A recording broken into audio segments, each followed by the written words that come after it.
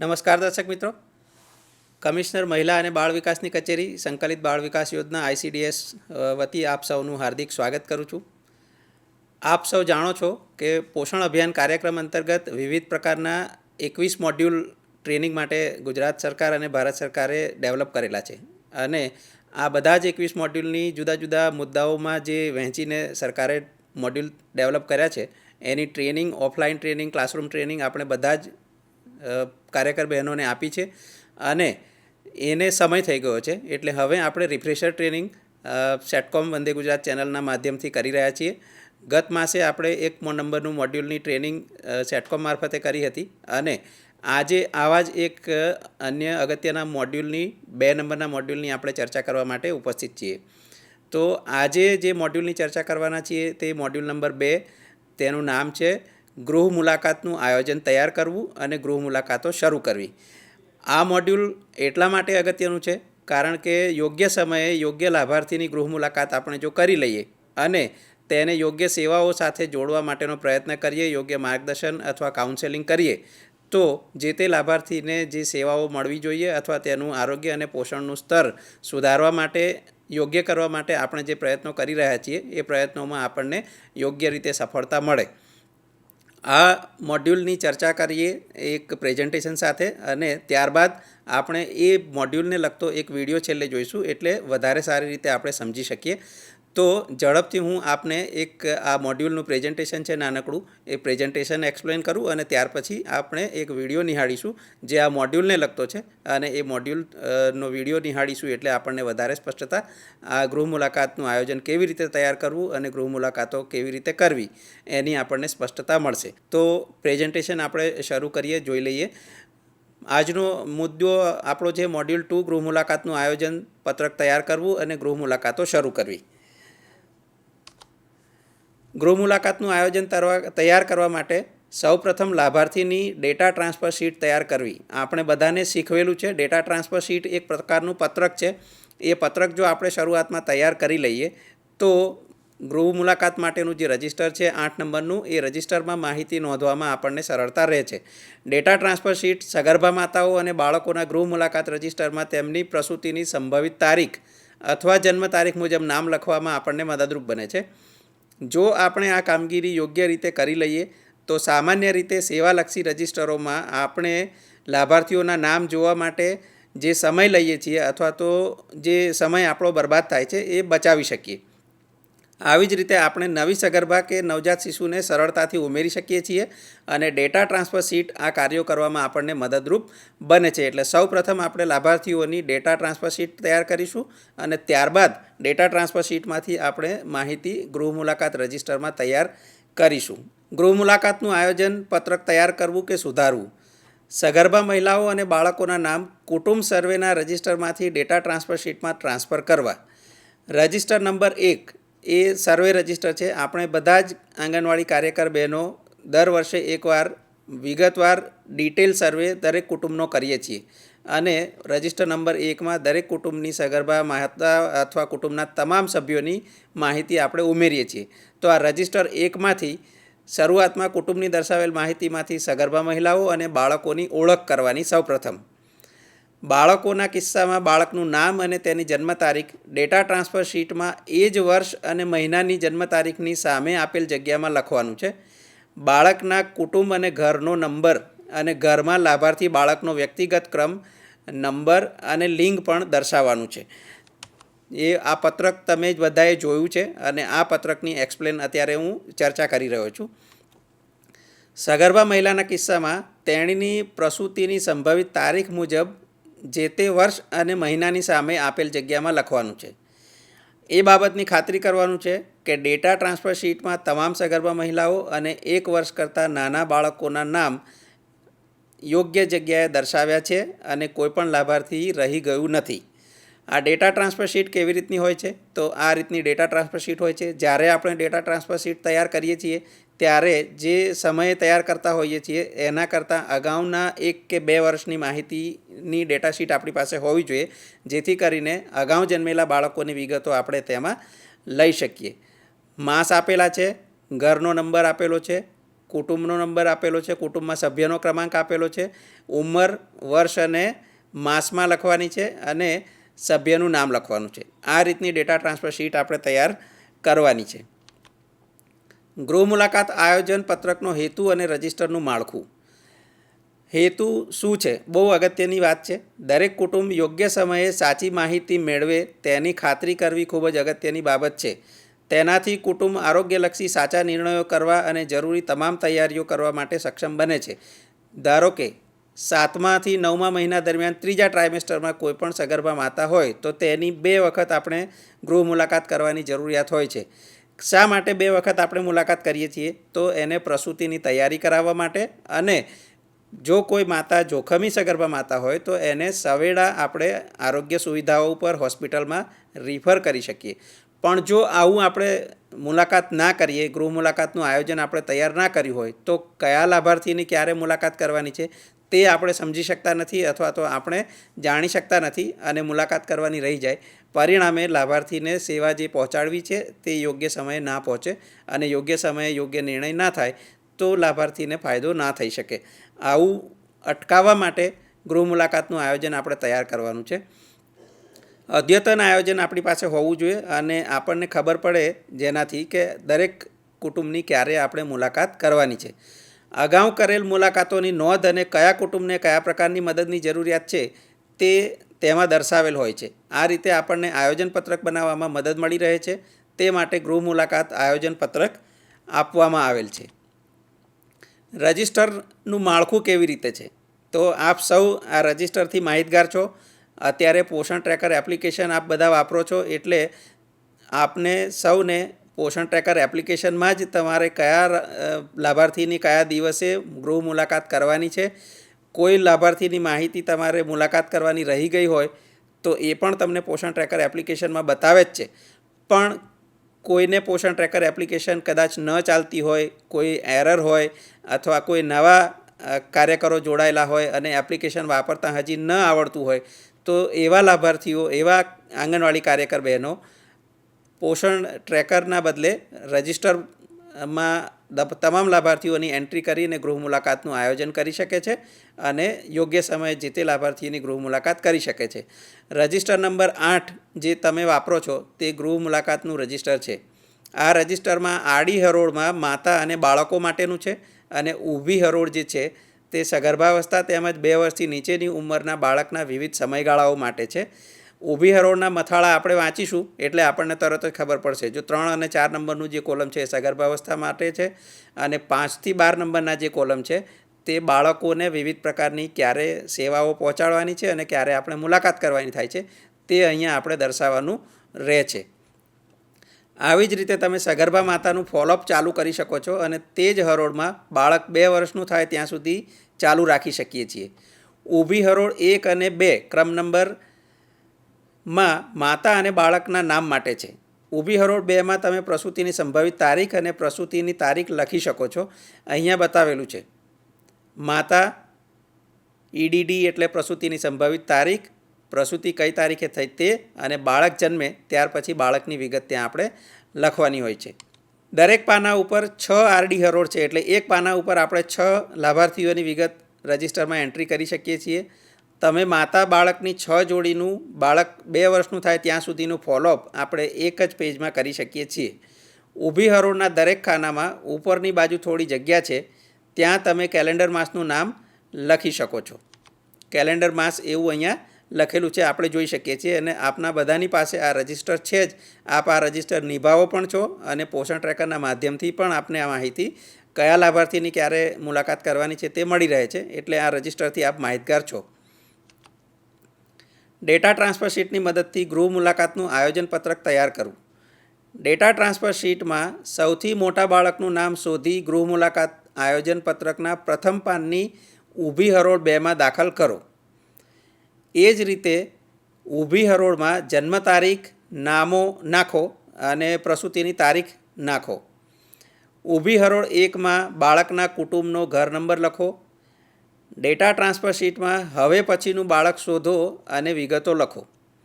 ગૃહ મુલાકાત આયોજન પત્રકમાં તમામ બાળકોના નામ દાખલ થઈ જાય ત્યાં સુધી આ પ્રવૃત્તિ ચાલી રાખો અને છેલ્લે દાખલ કરેલ બાળક તમારા વિસ્તારનું સૌથી નાનું બાળક હશે તે આપણે જોઈ શકીશું.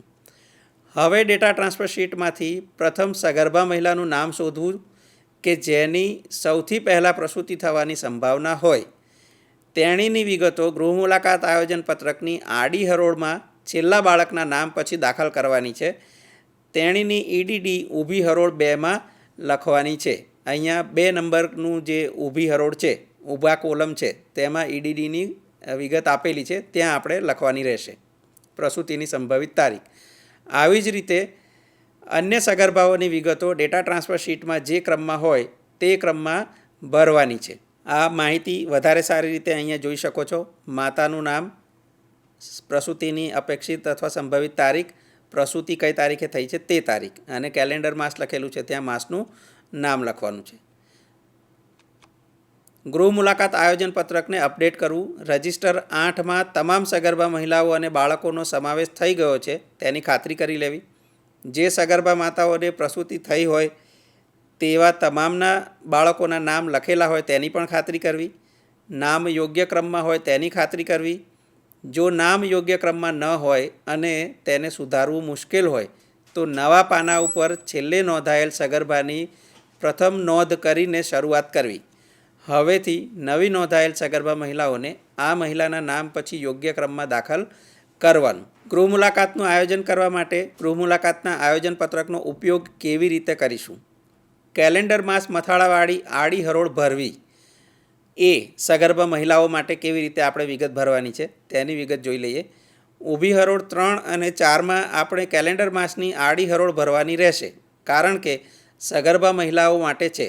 ઊભી હરોળ 3 બીજા ટ્રાયમેસ્ટર એટલે કે 4 થી 6 મહિના માટે, અને ઊભી હરોળ 4 ત્રીજા ટ્રાયમેસ્ટર એટલે કે 7 થી 9 મહિના માટે છે. EDD જુઓ અને પ્રસૂતિ થવાના સંભવિત માસની ઓળખ કરો. એ 9મો મહિનો હશે. એક ઉદાહરણ આપણે લઈને સમજવાનો પ્રયત્ન કરીએ.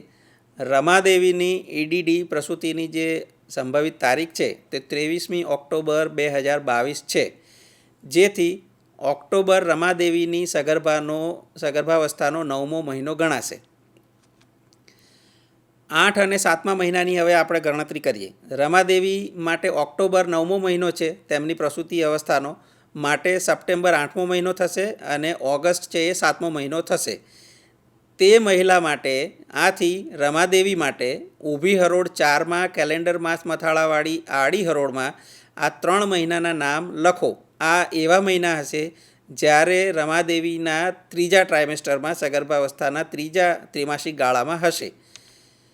પાછળ તરફ 3 મહિનાની ગણતરી કરો અને આ મહિનાના નામ ઊભી હરોળ નંબર 3માં લખો. આ એવા મહિનાઓ હશે જ્યારે તેણી ત્રીજા ટ્રાયમેસ્ટરમાં હશે. રમાદેવી માટે આ મહિના જુલાઈ, જૂન અને મે બનશે.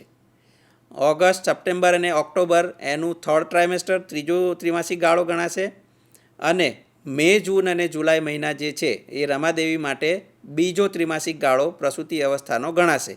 હવે જો તમે મહિલાની બીજા કે ત્રીજા ટ્રાયમેસ્ટરમાં મુલાકાત કરવા ઈચ્છતા હોવ તો તમને ખબર છે કે કયા મહિને તમારે તેની મુલાકાત કરવી જોઈએ. કોઈપણ સગર્ભા મહિલા માટે તમે જેવી તેણીને રજિસ્ટર કરો છો અને તમને તેની LMP કે EDT ડેટનો ખ્યાલ આવે છે, તરત જ કેલેન્ડર માસવાળી આડી હરોળમાં ઊભી હરોળના 3 અને 4ના ખાનાની માહિતી ભરી શકો છો. ફરીથી એકવાર આપણે આ માહિતી જોઈ લઈએ. રજિસ્ટરના પાના અહીંયા જે ઓગસ્ટ, સપ્ટેમ્બર અને ઓક્ટોબર મહિનો જે ત્રીજો ત્રિમાસિક ગાળો આપણે જોયો, તો સગર્ભાવસ્થાના 7 થી 9 માસવાળું 4થા નંબરનું ઊભું કોલમ છે, તેમાં આપણે મુલાકાત કરવાની છે એની તારીખો આપણે ત્યાં લખી રાખવાની, જેથી આપણું આયોજન થતું જાય. એવી જ રીતે મે, જૂન અને જુલાઈ એ રમાદેવી માટેના સગર્ભાવસ્થાના 4થા થી 6ઠ્ઠા માસ એટલે કે બીજો ત્રિમાસિક ગાળો છે. તો બીજા ત્રિમાસિક ગાળામાં આપણે રમાદેવીની જે મુલાકાત કરવા માગીએ છીએ, તો કયા તારીખે આપણે મુલાકાત કરવા માગીએ છીએ તે અહીંયા નોંધી રાખવાનું છે. આમ આપણું ગૃહ મુલાકાતનું આયોજન પત્રક અને રજિસ્ટર તૈયાર થાય છે. આવી જ રીતે બાળકો માટે પણ આપણે ગૃહ મુલાકાતનું આયોજન તૈયાર કરવાનું છે. બાળકો માટે એક ઉદાહરણ આપણે જોઈશું.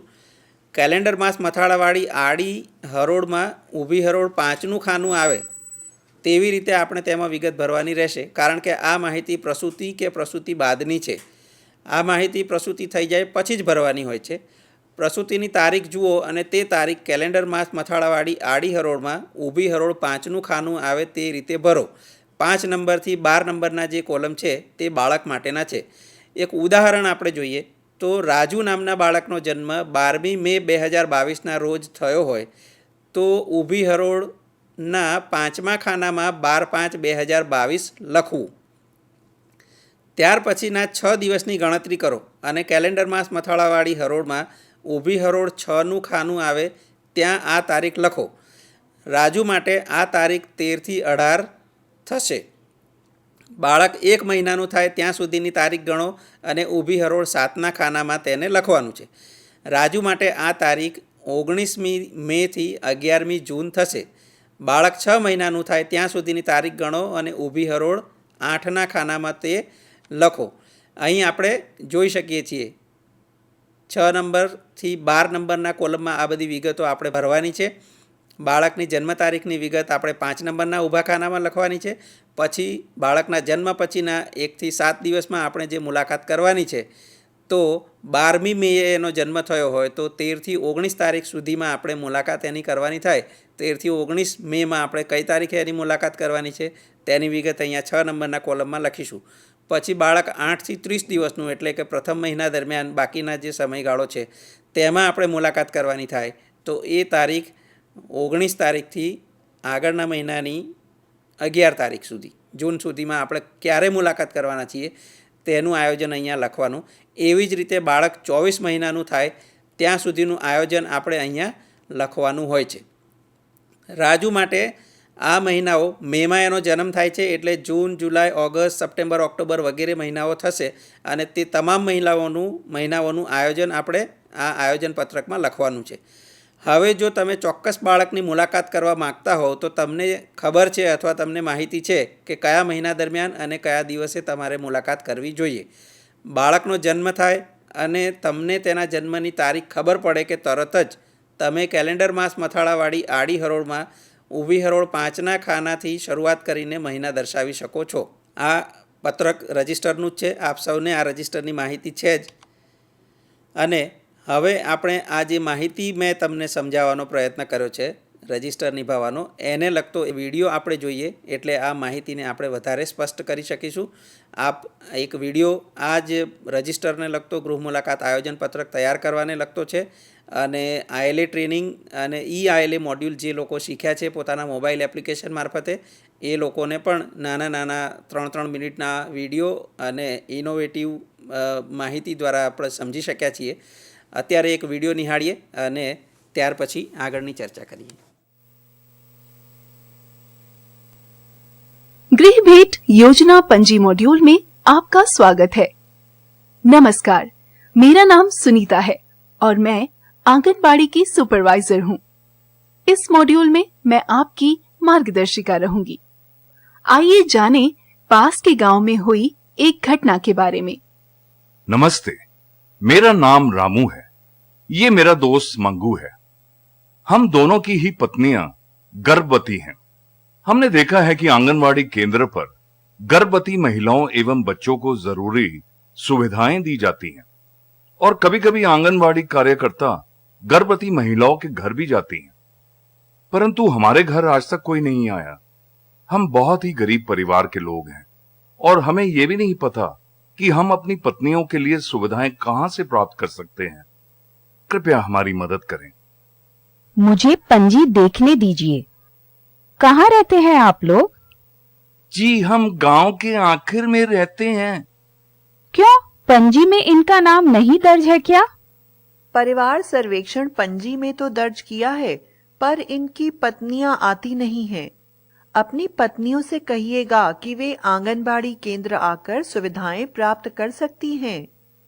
तुमने इनका नाम गर्भवती पंजी में लिख लिया था ना? नहीं दीदी, मैं गृह भेंट पंजी सही से नहीं भर पाती हूँ. इस घटना से आप क्या निष्कर्ष निकाल सकते हैं? क्या होता यदि ये परिवार खुद आंगनबाड़ी केंद्र आकर बात नहीं करते? यदि उस क्षेत्र की आंगनबाड़ी कार्यकर्ता अपनी गृह भेंट पंजी सही समय से अपडेट करती तो क्या इस स्थिति को टाला जा सकता था? इस मॉड्यूल में आप गृह भेंट पंजी भरने और अपडेट करने के बारे में विस्तार से जानेंगे, ताकि कभी भी कोई जरूरतमंद आंगनबाड़ी की सुविधाओं से छूट ना जाए। तो आइए शुरू करते हैं।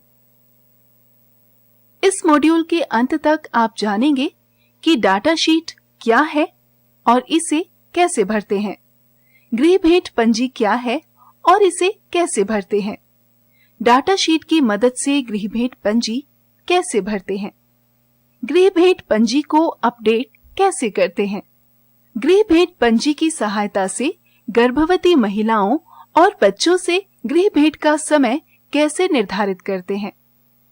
आइए जानते हैं कि डाटा ट्रांसफर शीट क्या है। डाटा ट्रांसफर शीट जन्म तिथि या अनुमानित जन्म तिथि के अनुसार बच्चों और गर्भवती महिलाओं के नामों को गृह भेंट योजना व अन्य पंजियों में सही क्रम में लिखने में मदद करता है। यदि यह सही तरीके से कर लिया तो किसी भी रजिस्टर में बार बार नामों को ढूंढने में कम समय लगेगा। ऐसा करने से हर महीने उसी क्रम में किसी भी नई गर्भवती या नए जन्मे बच्चे का नाम जोड़ने में भी आसानी होगी। अब देखते हैं कि परिवार सर्वेक्षण पंजी से डाटा ट्रांसफर शीट में गर्भवती महिलाओं का नाम कैसे उतारते हैं। पंजी नंबर 1 की शुरुआत से हर परिवार के सदस्यों की सूची में गर्भवती महिलाओं और 1 साल से छोटे बच्चों को ढूंढ लें। 1 साल तक के बच्चों का नाम जन्म तिथि के अनुसार डाटा ट्रांसफर शीट के उसी साल और माह के खाने में लिख दें। साथ ही उसकी परिवार संख्या, परिवार में क्रम संख्या और लिंग भी लिख दें। और गर्भवती महिलाओं का नाम उनकी अनुमानित प्रसव की तिथि के अनुसार डाटा ट्रांसफर शीट के उसी साल व माह के खाने में लिख लें। साथ ही उसकी परिवार संख्या और परिवार क्रम संख्या भी लिखें। इसी प्रकार हर परिवार में से गर्भवती व 1 साल से छोटे बच्चों को ढूंढकर उनके नाम डाटा ट्रांसफर शीट में सही खाने में उतार लें। सुनिश्चित करें कि कोई महिला या बच्चा छूट नहीं जाए। डाटा ट्रांसफर शीट उन आंगनबाड़ी कार्यकर्ताओं के लिए आवश्यक नहीं है जो मोबाइल आधारित एप्लीकेशन की मदद से गृह भेंट और रिपोर्टिंग करते हैं। ये लता है। लता एक बहुत ही काबिल आंगनबाड़ी कार्यकर्ता है। लता, आप कैसे सुनिश्चित करती हैं कि आंगनबाड़ी की सभी सुविधाएं सही समय पर जरूरतमंद परिवारों के पास पहुंच जाएं? इसके लिए सबसे आवश्यक है गृह भेंट पंजी को समय समय पर अपडेट करते रहना। दीदी, मैं नई आंगनबाड़ी कार्यकर्ता हूँ और मुझे गृह भेंट पंजी के बारे में ज्यादा पता नहीं। क्या आप मुझे बताएंगी? आइए गृह भेंट पंजी के बारे में विस्तार से जानें। गृह भेंट योजना पंजी से हम पता करते हैं कि किस परिवार से कब मिलना है और परिवार को क्या जानकारी देनी है और किस परिवार को किस प्रकार की सहायता की जरूरत है। पंजी की संरचना कुछ इस प्रकार होती है। सीधी कतारें माताओं और बच्चों के लिए हैं। खड़ी कतारें गर्भ के विभिन्न समय और बच्चे के पहले 2 साल तक के लिए है। सीधी कतार में आप एक महिला को उसके गर्भवती होने से लेकर उसके बच्चे के 2 साल के होने तक देख सकते हैं। कॉलम 1 और 2 माता और बच्चे की क्रम संख्या और उनका नाम लिखने के लिए है। कॉलम 2 में महिला की प्रसव की अनुमानित तिथि और प्रसव की तिथि भी लिखनी है। हर पन्ने पर 6 सीधी कतारें हैं। इसका मतलब है कि हर पन्ने पर 6 लाभार्थियों के बारे में जान सकते हैं। हर सीधी कतार में कुछ खाने बने हुए हैं, जिसमें भी कुछ लिखना होता है, जिसके बारे में हम अगले अध्याय में चर्चा करेंगे। हर खाने के ऊपरी हिस्से में माह का नाम भी लिखना होता है। जैसा कि हमने देखा कि यदि किसी परिवार का नाम आपकी पंजी में शामिल नहीं है, तो इसका मतलब यह है कि कोई लाभार्थी हमारी सुविधाओं से छूट रहा है।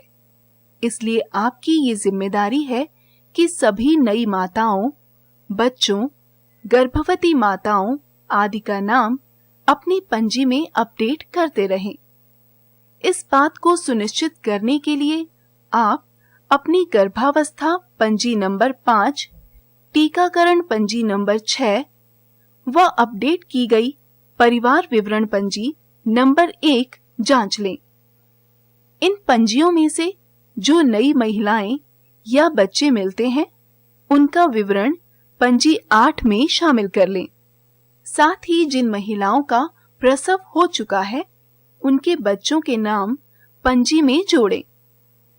सारे नाम सही क्रम में लिखें।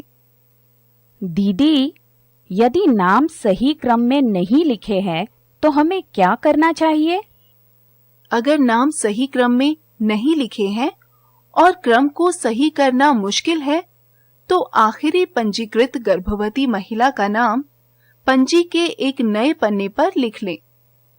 अब के बाद जितनी नई गर्भवती महिलाओं का पंजीकरण होता है, उन्हें इस महिला के नाम के बाद सही क्रम में लिखते जाएं। दीदी, क्या आप बताएंगी कि डाटा ट्रांसफर शीट की मदद से हम रजिस्टर को कैसे भर सकते हैं? डाटा ट्रांसफर शीट में सबसे बड़े बच्चे का नाम ढूंढें और उसका नाम सबसे पहले गृह भेंट योजना पंजी के पहले पन्ने पर कॉलम 2 में लिखें। उसी कॉलम में बच्चे की जन्म की तारीख यानी प्रसव की तारीख लिखें। बच्चे के घर की संख्या भी पहले कॉलम में लिखें। अब उस बच्चे के बाद वाले यानी उससे छोटे बच्चे का नाम ढूंढें और उसका नाम और बाकी जानकारी उसके बाद वाली पंक्ति में उसी तरह लिखें। उसी तरह से सब बच्चों का नाम डाटा ट्रांसफर शीट से गृह भेंट योजना पंजी के पन्नों में लिख लें, जिस क्रम में वह डाटा ट्रांसफर शीट में लिखे हुए हैं। सुनिश्चित करें कि आपकी सूची में आखिरी बच्चा सबसे छोटा होना चाहिए, जिसका जन्म हाल ही में हुआ हो। अब डाटा ट्रांसफर शीट में से उस गर्भवती का नाम ढूंढें जिसकी डिलीवरी बस होने ही वाली हो। इस महिला का नाम सबसे छोटे बच्चे के नाम के बाद लिखें और इसी महिला का EDD कॉलम 2 में लिखें। इसी तरह अब सभी गर्भवती महिलाओं का नाम डाटा ट्रांसफर शीट से गृह भेंट योजना पंजी में लिख लें। इसी तरह हर गर्भवती महिला का रजिस्ट्रेशन करते समय या उसका LMP और EDD पता चलते ही इसको कैलेंडर माह के कॉलम 3 और 4 में भर सकते हैं। तो यदि आपको गर्भवती महिलाओं के दूसरे और तीसरे तिमाही में मिलने को कहा जाए, तो आप आसानी से पता लगा सकती हैं कि किस महीने में उनसे मिलना है। आइए अब बच्चों के लिए कतार में कैलेंडर माह वाली जगह भरेंगे। बच्चों के लिए कॉलम 5 से लेकर सारे कॉलम में कैलेंडर माह के खाने भरने होंगे, क्योंकि ये प्रसव या जन्म के बाद के लिए है। ये प्रसव के बाद ही भरे जा सकते हैं। इसी तरह आगे के सभी कॉलम में लिखें, जब तक कि सारे कॉलम भर नहीं जाते। अब अगर आपको किसी भी बच्चे के यहाँ गृह भेंट करनी है, तो आपको यह पता रहेगा कि किस दिन या किस माह में गृह भेंट करनी है। क्या आप अपनी गृह भेंट पंजी देखकर तुरंत ये बता सकती हैं कि कौन कौन सी गर्भवती महिलाएं 8वें महीने में चल रही हैं? कौन कौन से बच्चे बहुत जल्द 7 महीने के होने वाले हैं?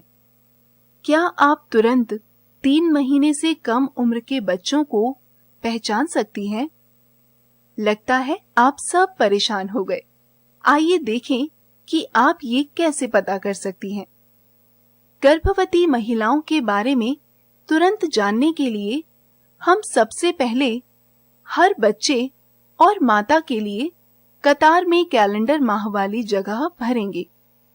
कैलेंडर माह का मतलब है अंग्रेजी कैलेंडर के माह जैसे जनवरी, फरवरी इत्यादि। जैसा कि हमने देखा कि यदि किसी परिवार का नाम आपकी पंजी में शामिल नहीं है, तो इसका मतलब यह है कि कोई लाभार्थी हमारी सुविधाओं से छूट रहा है। इसलिए आपकी ये जिम्मेदारी है कि सभी नई माताओं, बच्चों, गर्भवती माताओं आदि का नाम अपनी पंजी में अपडेट करते रहें। इस बात को सुनिश्चित करने के लिए आप अपनी गर्भावस्था पंजी नंबर 5, टीकाकरण पंजी नंबर 6 व अपडेट की गई परिवार विवरण पंजी नंबर 1 जांच लें। इन पंजियों में से जो नई महिलाएं या बच्चे मिलते हैं, उनका विवरण पंजी 8 में शामिल कर लें। साथ ही जिन महिलाओं का प्रसव हो चुका है, उनके बच्चों के नाम पंजी में जोड़ें। सारे नाम सही क्रम में लिखें। दीदी, यदि नाम सही क्रम में नहीं लिखे हैं तो हमें क्या करना चाहिए? अगर नाम सही क्रम में नहीं लिखे हैं और क्रम को सही करना मुश्किल है, तो आखिरी पंजीकृत गर्भवती महिला का नाम पंजी के एक नए पन्ने पर लिख लें। अब के बाद जितनी नई गर्भवती महिलाओं का पंजीकरण होता है, उन्हें इस महिला के नाम के बाद सही क्रम में लिखते जाएं। इसी के साथ हमारा यह अध्याय समाप्त होता है। एक बार फिर से देखते हैं हमने आज क्या सीखा। इस अध्याय में हमने सीखा है कि डाटा ट्रांसफर शीट जन्म तिथि या अनुमानित जन्म तिथि के अनुसार बच्चों और गर्भवती महिलाओं के नामों को गृह भेंट योजना व अन्य पंजियों में सही क्रम में लिखने में मदद करता है। गृह भेंट योजना पंजी से हम पता करते हैं कि किस परिवार से कब मिलना है और परिवार को क्या जानकारी देनी है और किस परिवार को किस प्रकार की सहायता की जरूरत है। सुनिश्चित करें सभी गर्भवती महिलाओं व 1 साल से छोटे बच्चे पंजी में शामिल हैं। जिन महिलाओं का प्रसव हो चुका है, उनके बच्चों के नाम पंजी में जुड़े हैं। सारे नाम सही क्रम में लिखे हुए हैं। દર્શક મિત્રો, આપણે ગૃહ મુલાકાત આયોજન પત્રક કેવી રીતે તૈયાર કરવું તેની જે માહિતી પ્રેઝન્ટેશન સંદર્ભમાં ચર્ચા કરી, તે તમામ માહિતી આ વિડીયોમાં ફરીથી રિપીટ થઈ અને આશા રાખીએ છીએ કે આપને આ માહિતી સ્પષ્ટ થઈ હશે। ગૃહ મુલાકાતનું આયોજન જો આપણે તૈયાર કરીએ તો યોગ્ય સમયે યોગ્ય લાભાર્થીને મુલાકાત થઈ શકે, ફોલોઅપ થઈ શકે અને કોઈ લાભાર્થી આપણી સેવાથી વંચિત ન રહી જાય, તે અગત્યનું કામ થઈ શકે તેમ છે। આથી ગૃહ મુલાકાતનું આયોજન દરેક આંગણવાડી કાર્યકર બહેનોએ તૈયાર કરવું જરૂરી છે। પોષણ ટ્રેકર એપ્લિકેશનમાં પણ આ ગૃહ મુલાકાત માટેનું એક મોડ્યુલ છે અને એમાં ઓટોમેટિકલી લાભાર્થીઓનો ડેટા આપણે નાખીએ છીએ તો કયા લાભાર્થીની ક્યારે મુલાકાત કરવી છે તે આપણને બતાવે છે। પણ જ્યાં સુધી આપણે રજિસ્ટર નિભાવવાનું પણ ચાલુ રાખ્યું છે, ત્યાં સુધી ગૃહ મુલાકાતનું આયોજન પણ તૈયાર કરવું જરૂરી છે। એટલે ડેટા ટ્રાન્સફર શીટનો ઉપયોગ કરીને સૌપ્રથમ લાભાર્થીઓની માહિતી તૈયાર કરવી અને ત્યારબાદ 8 નંબરના રજિસ્ટરમાં એ તમામ લાભાર્થીઓની સમજ આપી તે પ્રમાણે એન્ટ્રી કરી અને રજિસ્ટર તૈયાર કરવું, જેથી કરીને કોઈપણ પરિવાર કે કોઈપણ લાભાર્થીની મુલાકાત કરવાનું રહી નહીં જાય અને યોગ્ય સમયે યોગ્ય લાભાર્થીને યોગ્ય સેવાઓ આપણે આપી શકીએ છીએ। વધુ એક નવા મોડ્યુલ સાથે આવતા મહિને આપણે ફરીથી મળીશું। આશા રાખું છું કે આજના આ મોડ્યુલની માહિતી આપણને ચોક્કસપણે ઉપયોગી થશે અને નવા મોડ્યુલ સાથે મળીએ ત્યાં સુધી નમસ્કાર।